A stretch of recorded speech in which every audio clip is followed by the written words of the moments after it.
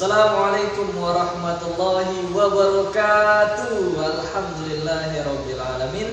Rabbi shrah li sadri wa yassir li amri wahlul 'uqdatam min lisani yafqahu qawli. Apa kabar Ananda hari ini?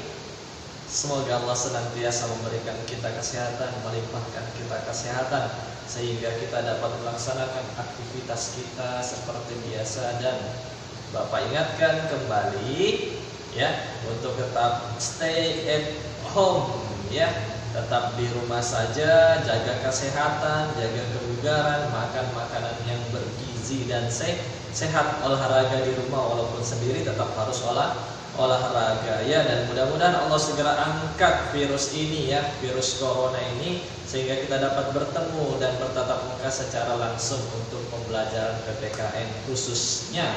Baik Ananda sekalian, sebelum kita mulai pembelajaran hari ini, marilah kita sama-sama berdoa kepada Allah Subhanahu wa taala. Semoga apa yang kita pelajari nanti ya dapat bermanfaat untuk kita, mudah kita ingat, mudah kita serap. Baik, Bapak mulai berdoa, dimulai.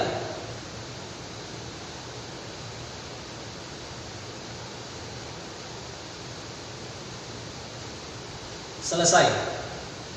Ananda sekalian, kita hari ini akan membahas penerapan nilai-nilai Pancasila untuk sila yang kedua. Apa bunyinya? Kemanusiaan yang adil dan beradab. Simbolnya rantai. Ananda sekalian, supaya tidak bingung, untuk sila kedua ini lebih menitik beratkan kepada kegiatan kemanusiaan ya. Kita masuk ke poin yang pertama untuk penerapan nilai Pancasila sila yang kedua, saling mengakui antara hak dan kewajiban. Setiap anak memiliki hak yang sama, misalnya mendapatkan pendidikan atau bersekolah. Maka kewajiban kita kalau sudah bersekolah adalah belajar dengan sungguh-sungguh, mengikuti sekolah itu atau pendidikan itu dengan serius. Siapa yang menyiapkan itu? Ya,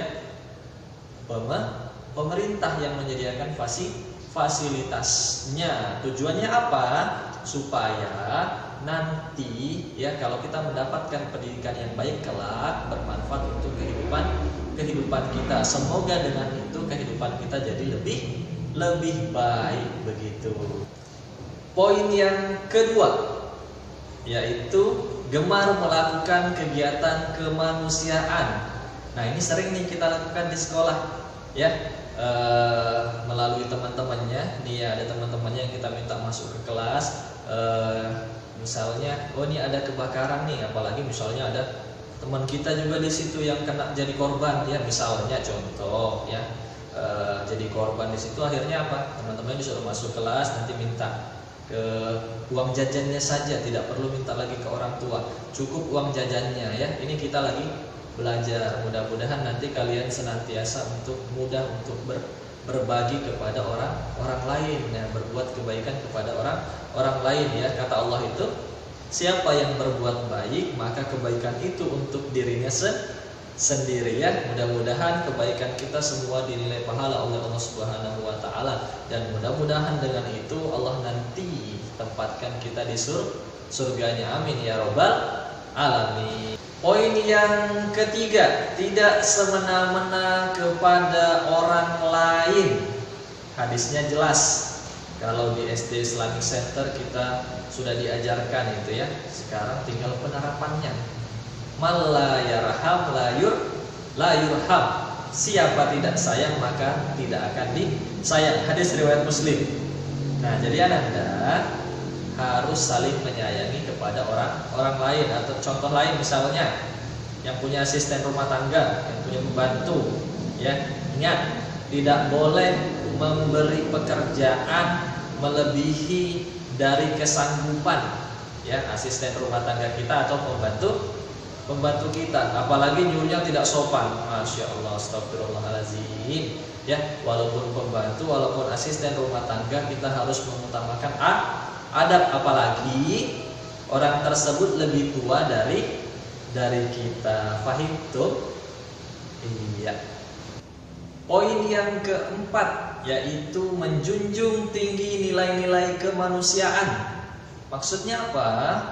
Ya, kalau misalnya terjadi bencana alam, ya, kita kasihan ya, ada bencana alam, apa nih yang harus kita, apa nih yang bisa kita lakukan, ya?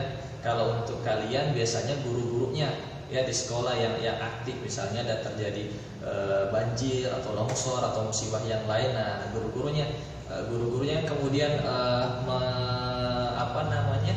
memfasilitasi ya, nanti ya kayak tadi kurang lebih ya, yang contoh kita lebih peka, lebih peduli kalau misalnya ada bencana alam, tidak hanya rasa kasihan tapi kita juga melakukan aksi nyata, misalnya dengan cara memberikan bantuan ya sesuai dengan kemampuan kita.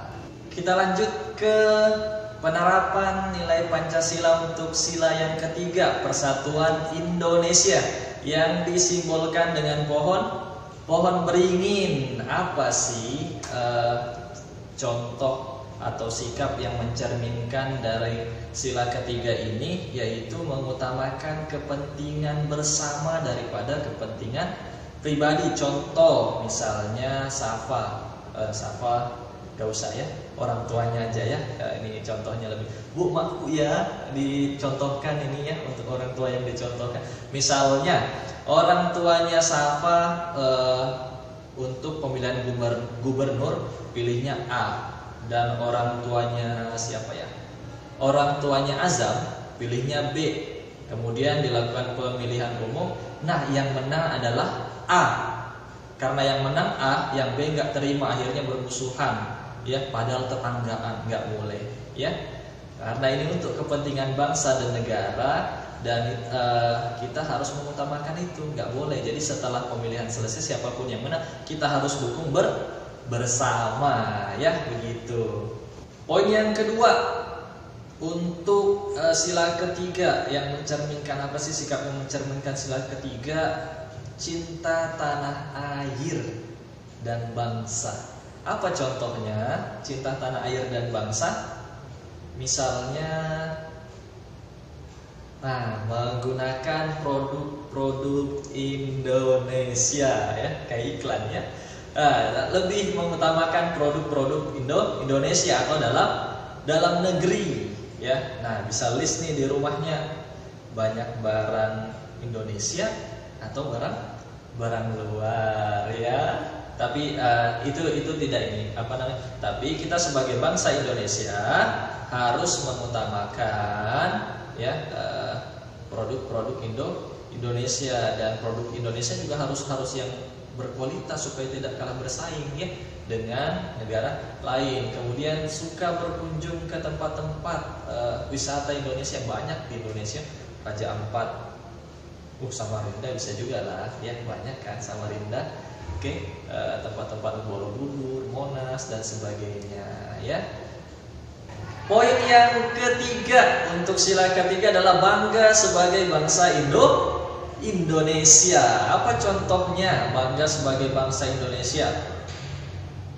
Memperkenalkan budaya Indonesia ke tempat-tempat yang kita datangi. Misalnya kita berkunjung ke negara mana ya, harus menampilkan itu, nggak boleh enggak ya, itu bentuk bangga kita, tidak menjelek-jelekan ya. Misalnya sekarang lagi zaman teknologi internet, tidak menjelek-jelekan Indonesia ya dengan hal-hal yang itu bisa merusak citra kita sendiri ya.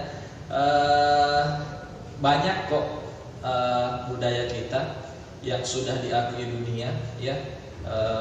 Misalnya batik. Kenapa kalau kita tidak menjaga itu nanti bisa diklaim oleh negara lain? Kita sudah pernah mengalami itu dan kita tidak boleh mengalami hal yang sama kembali.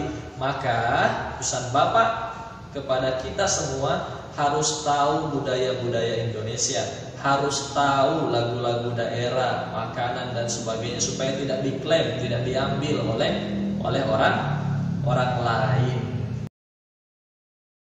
Baik Ananda sekalian, Bapak kira itu dulu pertemuan kita hari ini, biar videonya juga nggak terlalu panjang, ya kan? Nanti editnya lama lagi ya. Itu dulu pertemuan kita hari ini. Ada 2 sila yang kita bahas hari ini untuk penerapannya. Nanti kalau Anda masih belum paham bisa putar ulang kembali. Pesan Bapak sebelum kita tutup hari ini, tetap jaga kesehatan ya. Yang belum ngaji jangan lupa ngaji, hafalannya ditambah ya. Mudah-mudahan hafal banyak surah yang minimal ya 1 juz, tapi Bapak berharap lebih dari itu karena Bapak yakin kalian mampu ya. Insya Allah itu pertemuan kita hari ini. Jaga kesehatan dan semoga kita bisa segera bertemu. Segera kita tutup sama-sama dengan mengucapkan hamdalah alhamdulillahirabbil alamin. Sekian dari Bapak. Assalamualaikum warahmatullahi wabarakatuh.